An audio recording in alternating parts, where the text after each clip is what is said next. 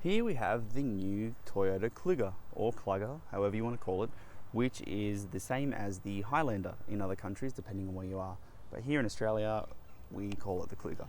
And this is the Grande version and the all-wheel drive. So this is essentially the top model, top of the line, top drivetrain, coming in at $69,000 currently, if you're buying it brand spanking new. Now you come to the front, and what you have here on the headlights is an LED running from the top down to the bottom, and then your headlights there. Now the way you can tell it is one of the new Klugers is these silver parallel lines on the grille. So that's how you can tell that it's the new model from 17 onwards or thereabouts. Now you come to the front and you have a little camera there. That's for the 360-degree camera, which is probably one of the best features that any car should have at the moment. And it shows you all around. And I'll show you where the other cameras are. It's got two on each mirror and then one at the back as well. And it creates this 360-degree picture, which is awesome. So it's not the radar detection because that is up the top. As with all cars, that does all the lane keeping assist and all that. Then you come to the front tires, and they're Toyota 820s. Really grippy because they're 245/55 R19. So they've got a lot of chunk there, they take a lot of hit, really big suspension. And the same are on the back, the 245/55 19s. So under here, if you have a look, that is where your camera is. That gets all this side of the car, and then on the other mirror will be an equivalent camera as well. You've got 201mm of ground clearance, which is pretty big, enough space that you need for a large SUV of this size. Now the rear tyre is the same thing, the 245/55 19s, with those new rims there that are only on the Grande, or the Grand, however you want to call it. Now I've left the boot open so we can head straight in. You have 529 litres of capacity with the seats down. So there's your 7 seats, the 2 are folded down, and that gives you 529 litres. Now if you do want to bring the third row up and bring the 2 seats, you just pull it from those 2 handles over there, and that'll leave you 195 litres worth of space. So not as much, but still plenty. And then they've got drink holders on each side and plenty of room. Take a quick look on the inside. You've got heaps of space down there. As you'll see, we'll head around to all leather seats on the Grande because it is the top of the line. You then come into the second row, and so much space. So all leather, as I mentioned. Now my seat is fairly back as a driver, and that passenger there still has plenty of space, which would be super comfortable for a family car. That's the whole point. Now this is cool, you've got a Blu-Ray player. So if you just press that button down, a 9-inch little screen pops up, and the kids can watch DVD and Blu-ray, and you can plug in an SD card. My only problem with this is it should have a USB input to plug in, let's say, a portable hard drive, and maybe not hanging there, potentially a USB input down below, so then you can plug in a hard drive, let it sit there, or a thumb drive, and play the movies off there. Obviously in future you'd be wanting to do things wirelessly, but again, HDMI, that's another option, but you need power for that. But it's still cool to have that there if you have some kids' DVDs that you plug in. And Toyota also gave me these 3 sets of headphones, which I'm yet to set up. It looks like they're wireless, I'm not sure how, probably infrared, for multiple people to listen to, which is actually pretty good. And then you have your temperature here that you can change for the kids. I believe it's tri-zone, so the passenger, the driver, and then the back seats. And then down the bottom is a 12-volt connector down there to charge.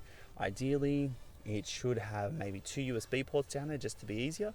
Some of the new Beamers and those luxury cars have USB-C, which is pretty cool. But at the very least, which some of the Hyundais, they have 4 or 5 USB ports around the car. I feel like that's what we're sort of going for nowadays. Now these leather seats are super comfy because they're fitting in a family. They're full leather. And then you've got this part here.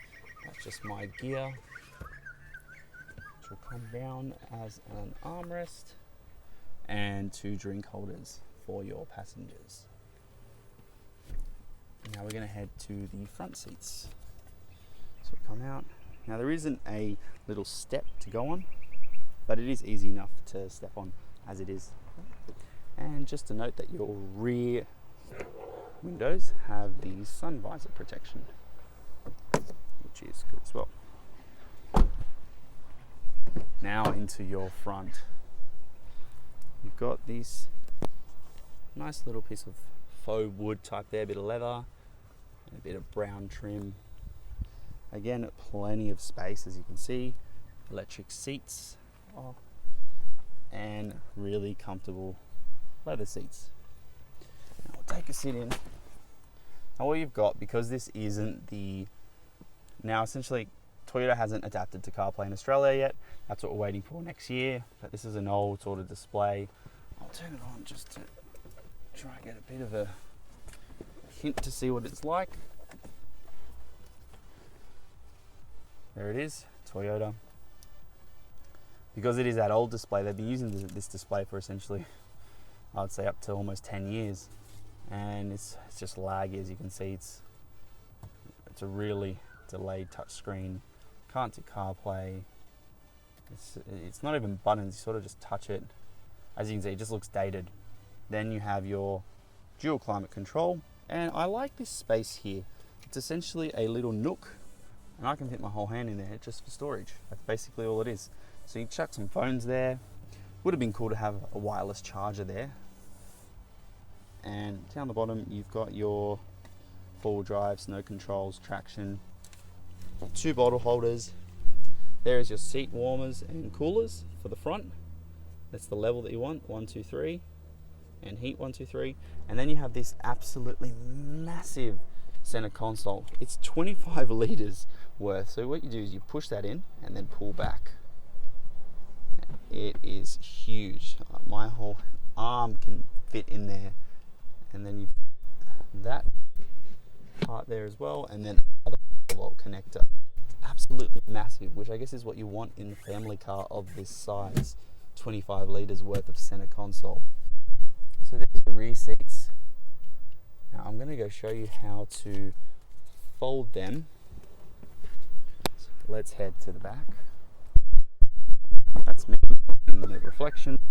So you head down here, you pull this part up, and then that puts the backrest of the seat forward, and you do number 2 as well, and that finishes it off. So you go like this, and there it is, and then you press number 2 and it rolls it forward.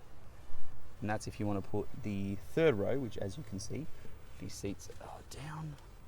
You can put them up. There probably isn't going to be much leg room there. I've got this protection here in the way, but that is another one. Let's put it back. Now let's head over to the side. I will close that boot in due course.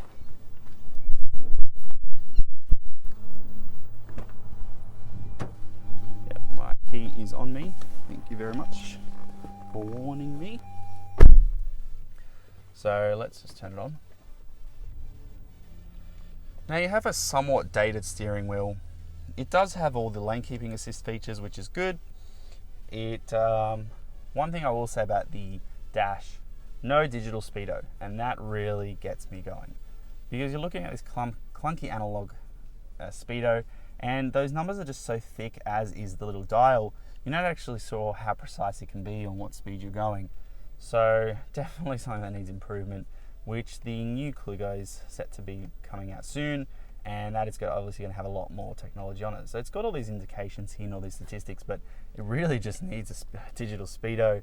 Even the whole thing could be digital when you're paying 70 grand. This whole dashboard would just be completely one big screen. And there is all your little features. There is your gear knob and your steering controls. Volume, mode, phone call, answer. That is where, let me go over here, your start stop button. That's your trailer brake there. Now this is really cool. So this is your 360 degree view. You click that button and you go over here, and it does this cool little gimmick where it does a full 360 check, and then once it's done its little spinny thing, it goes. That is really cool. And now you can see every single side of your car, which is genuinely one of the best features you can have. If you're getting out of a tight car park or anything like that, You can see in front of you, you can see behind you, but you can't see a bird's eye view. You don't know how close you're actually going. So this gives you a full 360 degree, which is absolutely awesome. And it does. So that is so cool. I love the augmented reality, if that's what you want to call it. So that's the two cameras on the two mirrors, the front camera and the back camera. And this is an 8-speed automatic gearbox, the one we've got here.